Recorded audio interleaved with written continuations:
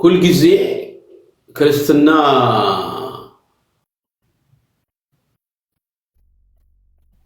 ውበት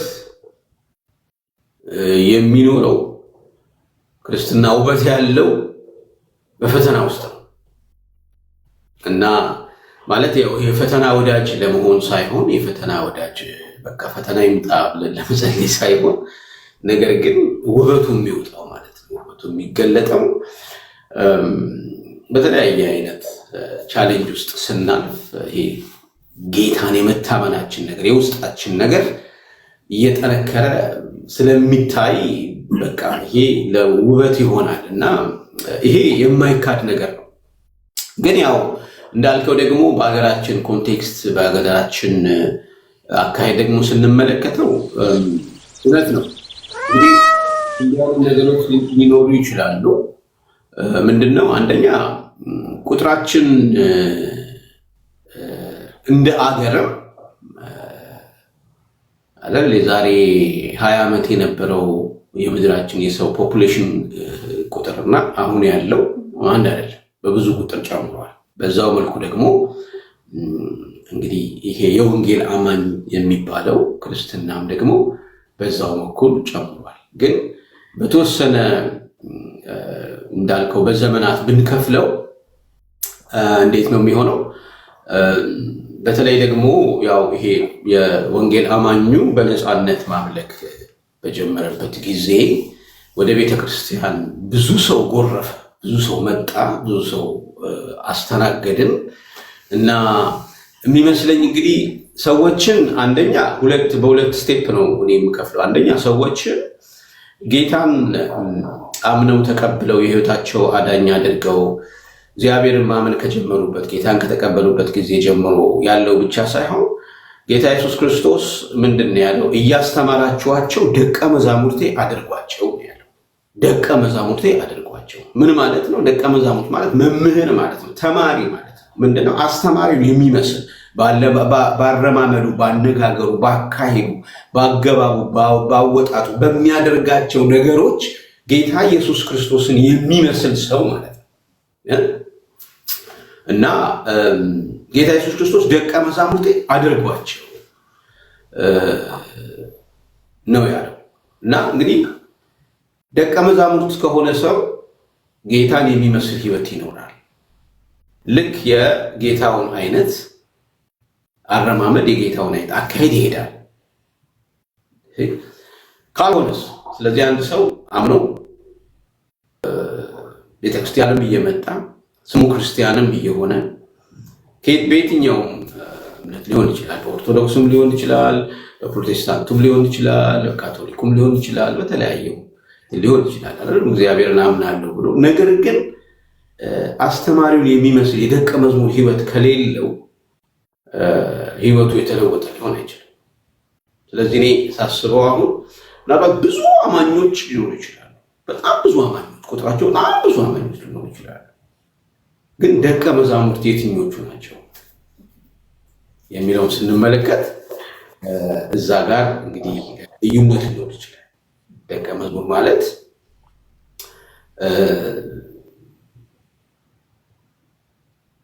ህይወቱን ልክ እሱን የሚመስል ህይወት የሚኖር ሰው ማለት ነው እንዳልከው ደግሞ ይታወቃል ይሄ ምንም ይሄ አሁን ያልከኝ ነገር እኮ የሚታወቅ የሚባል የሚሆን ነገር ነው ያው እንግዲህ ህይወታችን ለሌሎች በሌሎች መነጽር አይደለም እንታየው ሌሎች ስለኛ የሚሉት አይደለም የሚናገረው ጌታ ኢየሱስ ክርስቶስ ራሱ እኮ ምን ብሎ ይጠይቃል መሰለኝ ሰዎች ስለኔ ምን ይላሉ ብሎ ጠይቋል አንዳንዶቹ ምን ማለት ነው የሰዎችን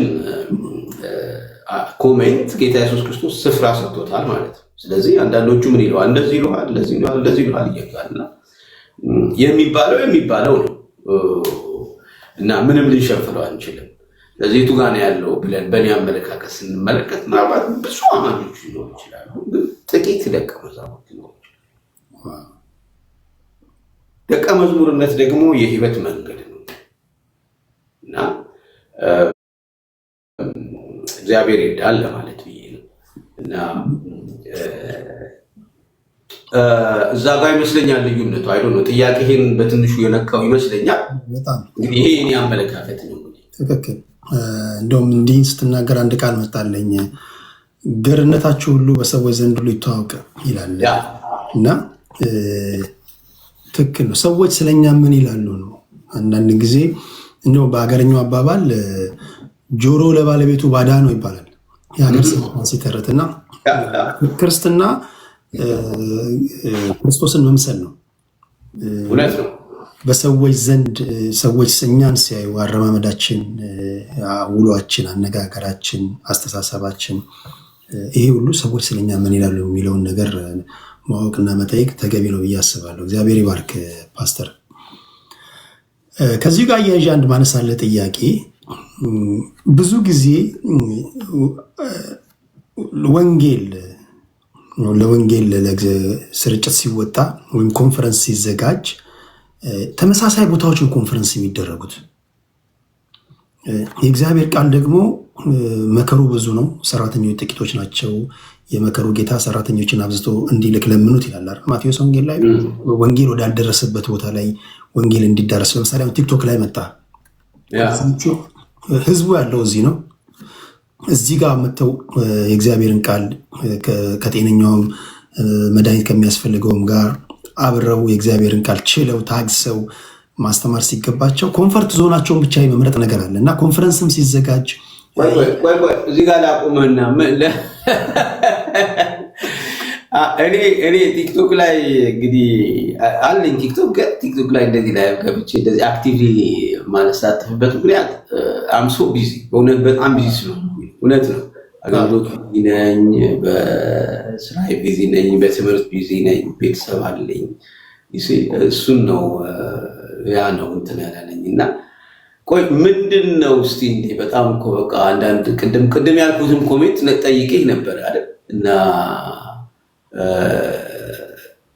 ማለት አንተ ደግሞ ኮምፎርት ዞን ምናምን ስትል ሰማሁና ኮንፈረንስ ሲዘጋጅ አሁን ለምሳሌ ኮንፈረንስ ሲዘጋጅ ተመሳሳይ ቦታ ኢትዮጵያ ውስጥ ነው። ለምሳሌ ኮንፈረንስ እሱ ልክ ነህ። ግን አሁን ለምሳሌ ቲክቶክ ላይ ያለው ነገር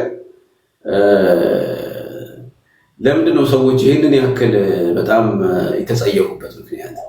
አንደኛ ቲክቶክ ለምን መሰለህ? ቲክቶክ ጤነኛውም፣ እብዱም፣ ምሁሩም፣ ያልተማረውም የሁሉም አይነት ሰው የምታይበት ነው። ሁሉም እዚህ ነው ያለው። ሁሉም እዚህ በቃ መንገድ ላይ ዩኒቨርሲቲ ለምሳሌ ዝም ብለህ ገብተህ እየዘመርክ እያለ ተሳዳቢ ይመጣል። ካለ ዛሬ አይቶ ማቅ ሰውዬ ዝም ብሎ በኮመንት ይጽፋል። መረበሽ የለብህም። ቅድም እኮ አነበብኩኝ አንተ ሌባ የሚል አነበብኩኝ። በቃ አልኩህ እኮ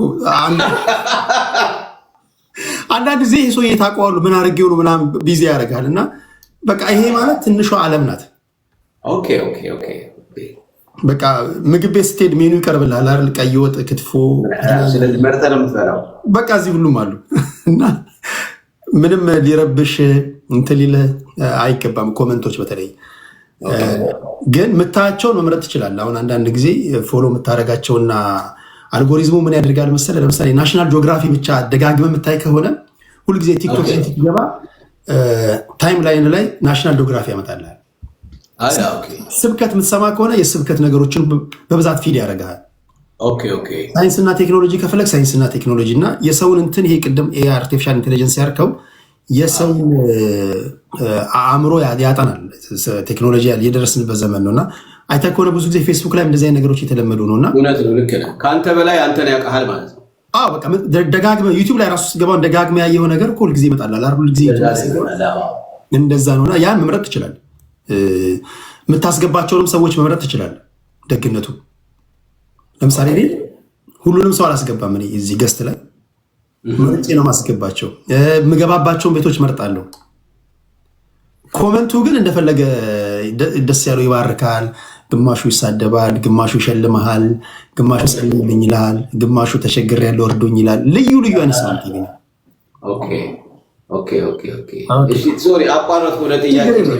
ችግር የለውም። እየተዘጋጀ ስለሆነ ወደ ቲክቶክ ለመምጣት እንትን እንዳትል ብዬ ነው። ጥያቄ ለምሳሌ ኮንፈረንስ ሲዘጋጅ አዳዲስ ቦታዎች ብዙ ጊዜ ሳይሆን የተለመዱ ቦታዎች ነው።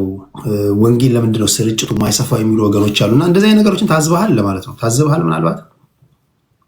አዎ አይ ቲንክ በተወሰነ መልኩ ያው ይሄ ኢንተርቴን የማድረግ ባህል ሳናቀው ወደ ቤተክርስቲያን የገባ ይመስለኛል። ምንድነው ኢንተርቴን ማድረግ ማለት? ሰዎች ሊሰሙትና ሊወዱት የሚፈልጉትን ነገር ማቅረብ ማለት ነው። ሰዎች የተለያየ አይነት ኢንትረስት አላቸው። ስለዚህ ያንን ኢንትረስት ነው መስማት የሚፈልጉት እና ባይ ዘ ዌይ እንዲህ አይነት መጽሐፍ ቅዱስ ራሱ ይናገራል። የመጨረሻው ዘመን አንዱ ምልክት ሰዎች በቃ የሚፈልጉትን ነገር እንዲሰሙ ይሆናሉ። ያንን ብቻ ይፈልጋሉ ማለት ነው እና ስለዚህ ምንድነው ኢንተርቴይኒንግ አይነት ካልቸር በተወሰነ መልኩ የገባ ይመስለኛል። ስለዚህ ጀስት ከፐርፎርማንስ ወይም ደግሞ ከህዝብ ቁጥር ጋር የተያያዙ ነገሮች ላይ ፎከስ ማድረግ የሚለው ነገር አሲፍ እንደ መንፈሳዊ ስኬት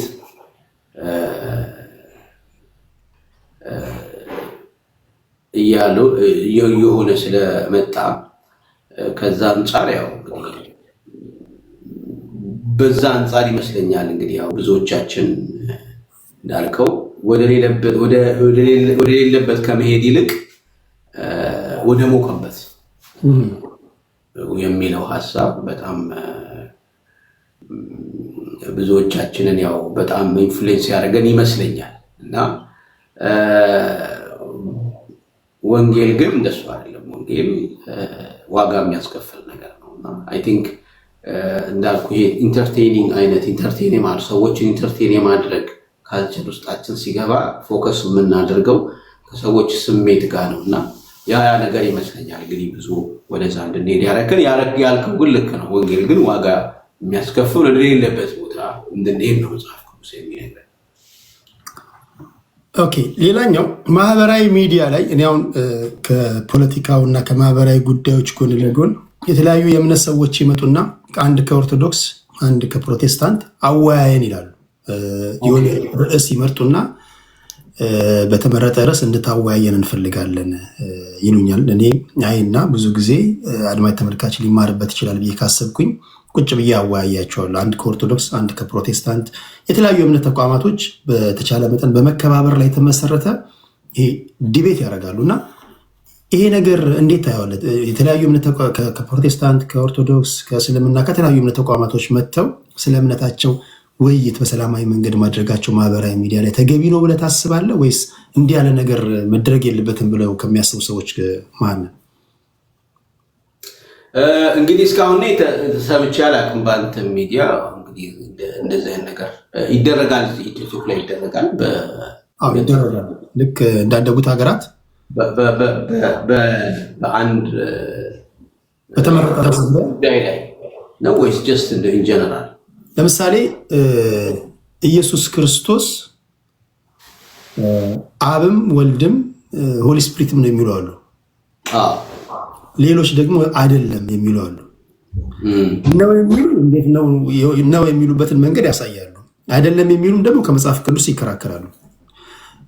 በእመቤታችን ቅድስት ድንግል ማርያም ዙሪያ ላይ ታማልዳለች አታማልድም በሚሉት ጉዳዮች ላይ ርዕስ እየመረጡ እንዲህ አይነት ዲቤቶች መለመዳቸው ተገቢ ነው ብለህ ታስባለህ? ምንም ማለቴ አንዳንድ ነገሮች ያው አይ ቲንክ ምንድነው መነጋገራችን ዲስከስ ማድረጋችን ተገቢ ነው፣ ምንም ችግር የለውም። ግን የምፈራው ነገር ምንድነው እነዚህ ነገሮች በጣም የረጅም ዓመት የስነ መለኮት ጥናት ይጠይቃሉ። ዝም ብለን ትንሽ ቁንጭን ነገር ይዘን መተን የምናወራቸው ጉዳዮች አይደሉም እና ፍርሃቴ ምንድነው የኛ ሰው ሲናገር ምን ይላል? ምንድነው ትንሽ እውቀት ይገላል ይባላል አይደል? እና ስለዚህ እውቀታችን ወይም ደግሞ መረዳታችን ምን ያህል በዛ ጉዳይ ላይ ተዘጋጅተናል፣ ምን ያህል በዛ ጉዳይ ላይ አጥንተናል፣ ምን ያህል በዛ ጉዳይ ላይ ተዘጋጅተን ጊዜ ወስደን አካዳሚካሊ ቢሆን ማለት ነው እና በትምህርትም ደረጃ ቢሆን ምን ያህል ዝግጅት አድርገናል። ምክንያቱም ብዙዎችን ይዘን ነው ልንጠፋ የምንችለው፣ እንደገና ደግሞ ብዙዎችን ልናደን የምንችለው። ስለዚህ ምናልባት ከላይ የሆነ ነገር እንዳይሆን ያስፈራኛል። ሌላው ምንድነው እንግዲህ ያው የተለያየ አይነት እምነት ሊኖረን ይችላል እና ምን ቤተክርስቲያን ውስጥ የምናስተምረውና ቅድም እንዳልኩ ደቀ መዝሙር የምናደርጋቸው ሰዎች የምናስተምረውና እነዛን ጌታ ኢየሱስ ክርስቶስን መስለው እንዲኖሩ የምናስተምረውና በአደባባይ የምንናገረው ነገር በተወሰነ መልኩ ጥንቃቄ በሁለቱ መካከል ጥንቃቄ ሊኖርበት ይገባል ብዬ አስባለሁ። ምንድነው አንዳንዴ በአደባባይ መነገር የሌለባቸው ነገሮች አደባባይ ላይ ሲነገሩ፣ በአደባባይ መነገር ያለባቸው ነገሮች ደግሞ አደባባይ ላይ ሳይነገሩ ሲቀሩ፣ እንደገና ደግሞ በቂ ዝግጅት የማድረጋችን ጉዳይ ያሳስበኛል። ትንሽ ነገር ይዘን ይሆን ወይ የምንነጋገረው? ምክንያቱም ብዙ መጽሐፍ፣ ብዙ የስነ መለኮት አዋቂዎች ብዙ የጻፉበትን ነገር እኛ ብዙ ያሉበትን ነገር እኛ በቃ አንድ ጥግ ላይ ይዘን አንዷን ብቻ ይዘን ጀስት በቃ በ15 ደቂቃ ውስጥ ያንን ኤክስፕሌን ለማድረግ በአንድ ሰዓት ውስጥ ያንን ኤክስፕሌን ለማድረግ መሞከር። ምክንያቱም ስነ መለኮት በጣም ሰፊ ነው፣ በጣም ሰፊ ነው፣ በጣም ብዙ ዝግጅት ይጠይቃል እና ያ ያስፈራኛል እና ያው ዘመናችንም ደግሞ ያው ብዙ ነገር ይሄ ከላይ ሱፐርፊሻል የሆነ ነገር አይደል ያለው ዘመናችን ላይ እና አንደኛ በሌላውም ሳይድ ያለውን አመለካከት ለማየት ያንን ለመረዳት ያለን አንደርስታንዲንግ ምን ያህል ነው የሚለውን ነገር መረዳት ያስፈልጋል፣ ማየት ያስፈልጋል። እንደው ዝም ብለን እኛ ስለመሰለን ብቻ ሁሉ ሰው በአንድ ከረጢት ውስጥ መክተት የለብንም። ስለዚህ ምን ለማለት ብዬ ነው፣ ሰፊ ዋይድ የሆነ እንትን የሚጠይቅ ነገር ነው። ምክንያቱም እንዳለ አጠቃላይ ስትመለከተው ሁሉ ነገር አሁን ፖላራይዝድ ነው። በጣም ጥግ ፈር የለቀቀ አይደል? ጥግና ጥግ ላይ የያዘ ነገር ወደዛ ነው እየሄድን ያለ ነው አይደል? አካሄዳችን እንደሱ ነው። ፖለቲካው እንደሱ እየሆነ ነው። በሃይማኖቱም ደረጃ እንደሱ የሆነ ነው። ይሄ ማለት እምነታችንን እንሽጥ እንለውጥ ማለት አይደለም፣ ወይ ኮምፕሮማይዝ እናድርግ ማለት አይደለም። ኮምፕሮማይዝ ምን እንዴት እንደሆነ ምንድን ነው እናመቻምች ማለት አይደለም። ግን በቂ ዝግጅት ሳይኖረን ከመናገር አለመናገር ይበልጣል የሚለውን ነገር ነው እኔ ብዙ አቴንሽን ሰጥቼ የምናገር። ወይም በጣም በደንብ ልከው ወይም በመንፈሳዊ ቋንቋ የቃል ሙላት ሳይኖራችሁ ለአደባባይ ላይ ውይይት ባትመጡ። ምክንያቱም አንዳንድ ጊዜ ከምታለሙት የምታጠፉት ሊበልጥ ስለሚችል ያለንበት ዘመን 21ኛው ክፍለ ዘመን ስለሆነ እያንዳንዱ ነገር ሪከርድ ስለሚደረግ ጥንቃቄ የሚያስፈልገው ነገር ስለሆነ ነው። ኦቨርኦል ሀሳቡን ከዚችዋለሁ። አንድ ጥያቄ ላክልና ደግሞ አድማጭ ተመልካቾቻችንን በዝማሬ እንባርካቸዋለን። ከመዝሙር ጋር የተያዘ አንድ ጥያቄ ላንሳ እስኪ። ስንት ካሴቶች አሉ ፓስተር? እኔ እንግዲህ የራሴ ካሴቶች 6 ናቸው። አንደኛው ቁጥር ካሴቴ ከወጣ አሁን 33 ዓመት ሆኖታል። 34 ዓመት 34 ወይ 33 ቆይ ማሰብ አለብኝ በደንብ እና በኢትዮጵያ አሁን እንግዲህ ስንት ነን? 2018 ነን አይደል?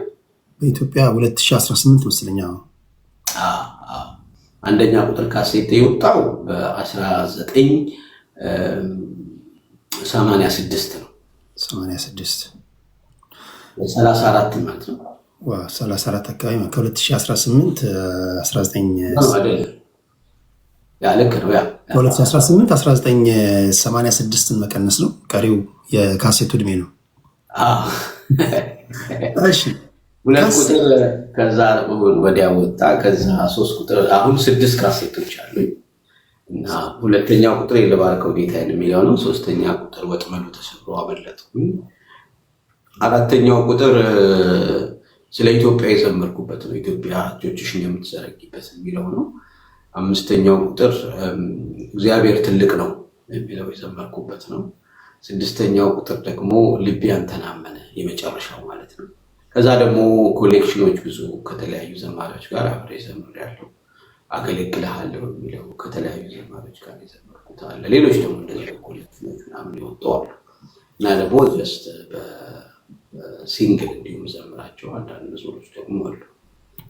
ያው አሁን ከአገልግሎት ጋር ከመጋቢነቱም ጋር ተያይዞ እንደዚሁም ካለብኝ ኃላፊነት ጋር ተያይዞ ትንሽ ቢዚ ነኝ እና ብዙ እንዳልከው ሶሻል ሚዲያው ላይም አክቲቭ አይደለሁም። ዩቲዩብ ላይም ሌላውም ላይ እግዚአብሔር ጊዜ ይሰጠኛል ብዬ ተስፋ አደርጋለሁ። በቅርቡ እንግዲህ እና ጊዜ ሰጥቼ በደንብ እዘምራለሁ። የዝማሬን ነገር ያነሳሁት ለምሳሌ በዓለም ያሉ ሙዚቀኞች ግጥምና ዜማ ከሰው ይቀበላሉ። የስነ ጽሁፍ ሰዎች አንደኛው ግጥም አንደኛው ዜማ ይስጣቸዋል። በመንፈሳዊ ዓለም ላይ ያላቸው ሰዎች ለምሳሌ ሆነ አንተን እንደ ምሳሌ ብንወስድ ግጥምና ዜማ አንተ ነው የምትጽፈው ወይስ ከሰው ትወስዳለህ? ከሰው መውሰድ ደግሞ አንዳንዶች አይ ተገቢ አይደለም የሚሉ አሉ፣ አንዳንዶች ዋይኖት የሚሉ አሉ። እና ግጥምና ዜማ ራስህ ነው የምትጽፈው? እኔ ግጥምና ዜማ ሙሉውን ራሴ ነው የምጽፈው። ግጥሙ ምን ነው የምጽፈው፣ ዜማውን ምን ነው የምጽፈው፣ ሁሉን ነገር እኔ ነኝ የማደርገው። እና አይ ቲንክ በቤተክርስቲያን ውስጥ በተለይ በዚህ በወንጌል አማኙ ያው መዝሙር እንግዲህ ያለው ባህል ያለው ካልቸር ምንድነው ያለው የተለመደው ነገር ምንድነው? ጌታ መዝሙር ሰጠኝ ነው የሚባለው። ጌታ መዝሙር ሰጠኝ። ሰጠኝ ማለት ተቀበልኩ ማለት ነው። እሱ ነው ሰጪው ማለት ነው። እኔ እቀበላለሁ። ስለዚህ ከህይወቴ ጋር በተያያዘ ከኑሮዬ ጋር በተያያዘ እግዚአብሔር ለኔ መዝሙር ይሰጠኛል የሚለውን እምነት ነው እንግዲህ ያው ወንጌል አማኙ የሚያምነው። እና ስለዚህ ከዛም አንጻር ነው አሁን ያው መዝሙር ብዙ ጊዜ ራሳችን ጽፈን ራሳችን ነው የምንዘምረው። ግን ደግሞ እንደዚህ አንዳንድ ሰዎች ደግሞ ያው የመዘመር ስጦታ የሰጣቸው ሰዎች አሉ። እና እንግዲህ ከውስጣችን ተጨምቆ የሚወጣው ነገር ሁልጊዜ ኃይል አለው። ምክንያቱም ጀስት ይሄ ፐርፎርም የማድረግ ነገር ሳይሆን ህይወታችን የማካፈል ጉዳይ ነው። ህይወታችን የማካፈል ጉዳይ ነው። በህይወታችን ውስጥ ሼር የምናደርገው ነው። እኛ ተጨምቀን የሚወጣ ነገር ነው። ስለዚህ ለሌሎችም ጋር ሄዶ ትርጉም የሚሰጠው እና ሌሎችን ህይወት የሚሰራው ከኛ ውስጥ አልፎ ያንን ነገር ሌሎች ስንሰጥ ነው። ይሄ ትክክለኛ አካሄድ ነው። እና ግን ደግሞ አንዳንዶች ደግሞ የግጥም ስጦታ ይኖራቸዋል፣ አንዳንዶች ደግሞ የመዘመር ስጦታ ይኖራቸዋል። ሁለቱ ተደጋግፈው ጥሩ መዝሙር መዘመር ቢችሉ ችግር አለው ወይ ለሚለው ችግር አላይበትም። ግን ግልጽ ማድረግ ጥሩ ነው ብዬ አስባለሁ። ለምሳሌ ግጥሙ እገሌ የገጠመው ብሎ ግልጥ ማድረግ ማለት ነው። ዜማውን ደግሞ የያዘው ሰውዬ ይሄኛው ነው ብሎ መናገር በትክክል ቢሆን ያው ከስነ ምግባርም አንጻር ትክክል ነው። እና እኔ ሁሉን ራሴ ነው የምጽፈው። በልጅነቴ ነው መዝሙር መጽሐፍ የጀመርኩት። የ17 ዓመት ልጅ ያለው ነው እኔ መዝሙር መጽሐፍ የነበረው። እና ስለዚህ ያው ህይወት መዝሙር ለኔ ማለት ነው። ለኔ መዝሙር የህይወቴ ክፋይ ነው። ልክ እንደ ልጆቼ ማለት ነው። የህይወቴ ክፋይ ነው። ከውስጥ የሚወጣ ነገር ነው። ምናልባት ከህይወት ጋር ስፔሲፊካሊ ልዩ ገጠመኝ ወይ ልዩ ቁርኝት ያለው መዝሙር አለ? ያው እንዳልከው ሁሉ መዝሙሮች የሚሰጡት እግዚአብሔር ነው፣ ከእግዚአብሔር ነው የምትለው። ግን እንደው በተለየ ሁኔታ ይሄ መዝሙር የምትለው አለ? ከባድ ነው ቴዲ። ያው ብዙ እጠየቃለሁ፣ ብዙ ያው ስለዚህ ነገር የተለያዩ ሰዎች ይጠይቁኛል። ያ እንዲህ ነው ብዬ ስፔሲፊክ የሚለው መዝሙር ለማለት ይከብደኛል። ያው የህይወቴ አካል ስለሆነ ማለት ነው። ከልጅ ልጅ አበላልጦም ይላሉ። እና ትንሽ አስቸጋሪ ነው፣ ግን ያው ሁሉም ለእኔ ትርጉም አለው። ይሄ ልጠይቅና ወደ ዝማሬው እንሄዳለን። 1978 ነው ወደ ጌታ ቤት እህቴ ይዛ ሄደች። ከዛ በፊት በዝማሬ የምታደምጣቸው ሰዎች ነበሩ? በስብከት ሳይሆን መዝሙራቸውን የምታደምጣቸው ወይም ከአንተ በፊት የነበሩ ዘማሪዎች እነማን ናቸው? ከእኔ በፊት እንግዲህ ያው ደረጀ ከበደ፣ ተስፋዬ ጋቢሶ፣ ታምራት ኃይሌ፣ ከዛ ደግሞ ወረድ ስንል ደግሞ ጌታ ያውቃልና ብሩክታይት። እኔን ግን በጣም ኢንፍሉዌንስ ያደረገኝ አሁን በህይወት የለም ታደሰ ሸቴ የሚባል በጣም የሚወደድ ዘማሪ ነበር እና በጣም ነበር የምወደው። በጣም አሁን ወደ ጌታ ሄደዋል፣ በህይወት የለም እና ታዴ በጣም የሚገርም ዘማሪ ነው እና ይገርማል። የመጀመሪያ መዝሙር ስጀምር ራሱ ልክ የእሱን ነበር የሚመስለው ድምፄ። ሃይስኩል እያለሁ እሱ በየሃይስኩል ህብረቶች ምናምን እየሄደ ያገለግላል። በጊታር ነበር የሚዘምረው እና የሚገርምህ በቃ ልክ ታዴ ይዘምራል ከተባለ እኔ ሰፈሬ የቄራ ልጅ ነኝ። ነግሬሃለሁ፣ ቅድም አልጠየቅከኝም። የት ሰፈር ልጅ ነህ ብለህ አልጠየቅም። በጣም ይገርማል። ተቀይሜ ያለው ቴዲ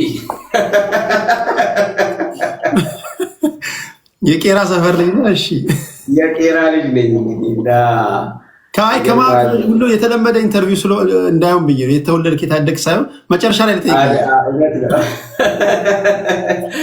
እና ታዴ የሚዘምር ከሆነ ይገርማል። በቃ በእግሬ ሁሉ እስከ እንጦጦ ድረስ የሄድኩበት ጊዜ አለ እና ታዴ በጣም ነበር የምወደው። በጣም ኢንፍሉዌንስ አድርጎኛል። አሁን በህይወት የለም። መዝሙሮቹን ሰምተህ እንደሆነ